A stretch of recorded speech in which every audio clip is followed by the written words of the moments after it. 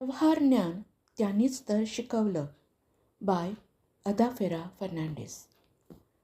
चंदूच्या शाळेचा आकडा उतरला, कारण चंदू घसरगुंडीवरून घसरला. चंदूने उंचीवरून घेतली उडी, कारण त्याला भेटली त्याची गुंडी. चंदूला पाडे येत नाहीत, कारण गुणिले करून उपाय शोधतो तिराईत. चंदूची भाषा मुलका वेगळी झाली, कारण तो शिकला NEPची बोली.